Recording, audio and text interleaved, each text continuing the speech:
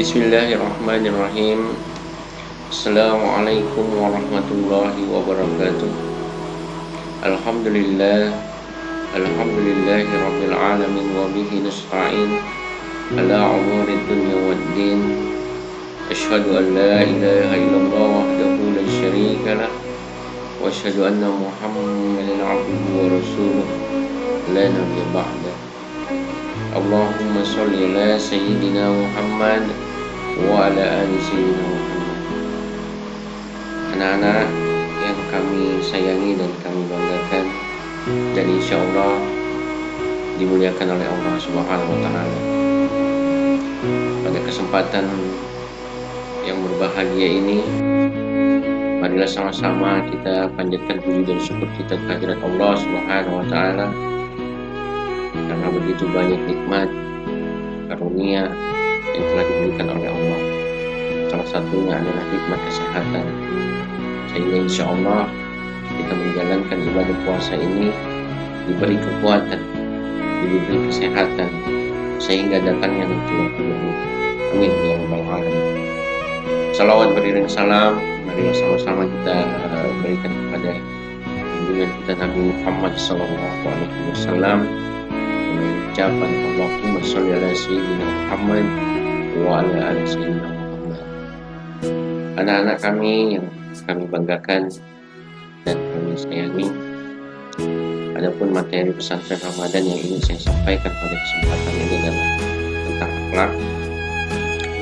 Ada beberapa ayat dalam Al-Quran yang menceritakan tentang akhlak. Yang pertama adalah A'udzubillahi minasyaitonirrajim. Bismillahirrahmanirrahim. Laqad kana lakum fi rasulillahi uswatun hasanah liman kana yarjullaha wal yawmil akhir wa zakarallaha katsira. Yang berarti sesungguhnya telah ada pada diri Rasulullah itu suri teladan yang baik bagimu, yaitu bagi orang-orang yang mengharap rahmat Allah dan kedatangan hari kiamat, dan dia banyak menyebut Allah. Kemudian pada ayat lain, wa innaka la'alla khuluqin azim, dan artinya dan sesungguhnya kamu benar-benar berbudi pekerti yang agung. Dalam hadis Rasulullah juga dikatakan akmalul mu'minina imanan ahsanuhum khuluqa, yang artinya mukmin yang sempurna keimanannya adalah yang paling baik akhlaknya. Hadis riwayat Tirmizi. Masyiral muslimin rahimakumullah, anak-anak kami yang insyaallah dirahmati Allah. Di awal materi ini saya ingin menjelaskan definisi akhlak. Yang pertama adalah menurut Kamus Besar Bahasa Indonesia. Definisi akhlak adalah budi pekerti atau kelakuan. Menurut Islam, kata akhlak berasal dari bahasa Arab, yaitu khuluq, yang artinya watak, kelakuan, tabiat, perangai, budi pekerti dan tingkah laku atau kebiasaan.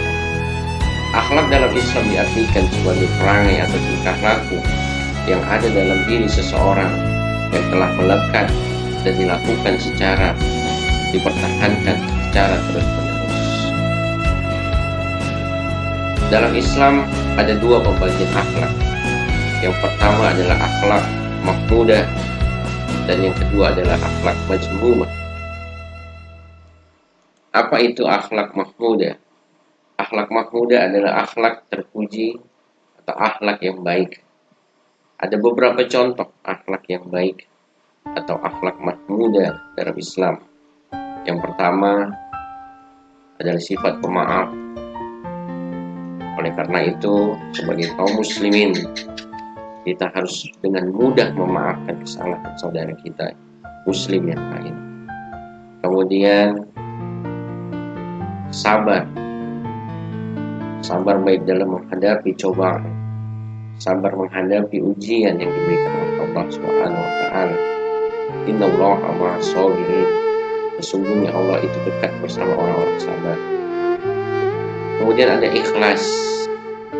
ikhlas ibadah kita lillahi ta'ala, semata-mata kita lakukan kata Allah Subhanahu wa ta'ala, inna salati wa nusuki wa mahyaya wa mamati lillahi rabbil alamin. Begitulah kita diajarkan bahwa semua yang kita lakukan adalah lillahi ta'ala. Kemudian sebagai seorang muslim yang baik, sebagai seorang muslim yang berakhlak mahmudah adalah salah satunya dengan menepati janji ketika dia berjanji. Kemudian bersifat qanaah. Orang muslim yang baik harus jujur. Orang muslim yang baik harus penyayang, tidak merusak. Kemudian pemurah, baik hati, dan selalu senantiasa berhusnuzon, termasuk berhusnuzon kepada Allah, baik itu dalam keadaan baik maupun keadaan yang tidak baik, dan lain sebagainya. Kemudian yang berikutnya adalah akhlak mazmumah. Apa itu akhlak mazmumah? Adalah lawan dari akhlak mahmudah tadi. Adalah akhlak yang tercela dan perbuatan yang buruk. Beberapa di antaranya adalah riya. Ketika kita beribadah ingin dilihat orang, ingin dipuji orang, maka kita telah memiliki sifat riya, dan itu termasuk ke akhlak mazmumah. Kemudian sum'ah, kita menceritakan ibadah-ibadah kita kepada orang. Kemudian ujub, kita merasa diri kita memiliki kelebihan yang tidak dimiliki oleh orang lain, sehingga kita menjadi mendekatkan diri kepada sifat takabur. Kemudian tamak, serakah, kemudian malas. Islam tidak menganjurkan untuk umatnya bersifat malas, karena kita dianjurkan untuk kejar dunia dan juga akhirat. Kemudian sebagai seorang muslim yang baik tidak gampang memfitnah, apalagi memfitnah saudaranya sendiri, karena sesungguhnya fitnah itu lebih kejam dari pembunuhan. Kemudian seorang muslim tidak akan bersifat bakhil, pelit, atau medit. Seorang muslim yang baik akan memiliki sifat yang pemurah, murah hati, gampang memberi, gampang bersedekah terhadap kaum muslimin yang nasibnya kurang beruntung, seperti fakir miskin, kaum du'afa, janda-janda terlantar, kemudian dengan anak yatim piatu. Baiklah anak-anak kami yang kami sayangi, yang insya Allah dirahmati oleh Allah Subhanahu wa ta'ala. Sebagai seorang muslim yang baik, ada beberapa cara bagaimana cara meningkatkan akhlak kita, bagaimana supaya kita menjadi seorang muslim yang memiliki akhlak mahmudah tadi, memiliki akhlakul karimah. Yang pertama, kita harus senantiasa berbaik sangka, kita senantiasa bertaubat, karena Allah sangat mencintai hambanya yang senantiasa bertaubat. Karena bukan yang terbaik di antara manusia bukan orang yang atau bukan manusia yang tidak pernah melakukan dosa, tapi ketika dia berbuat sebuah dosa, dia langsung bertaubat meminta ampun kepada Allah Subhanahu wa ta'ala. Kemudian dengan senantiasa kita mentaati syariat agama, dengan menjalankan segala perintah Allah dan menjauhi segala larangannya. Kemudian yang keempat, berlaku baik dengan sesama, baik sesama muslim, juga sesama saudara kita yang tidak seiman kepada kita. Berikutnya adalah seorang muslim yang baik, kita harus senantiasa bersikap adil, tidak zalim kepada saudara kita sendiri. Kemudian benahi cara berpakaian sesuai dengan syariat Islam, sesuai dengan syariat agama.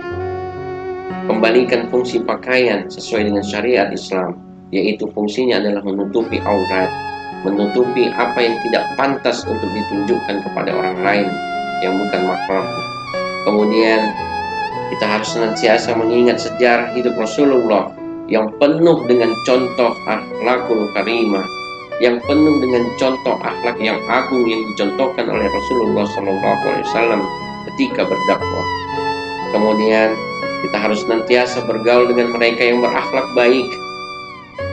Kita senantiasa berkumpul dengan orang-orang soleh, sehingga kita akan mendapatkan ilmu yang banyak dari mereka.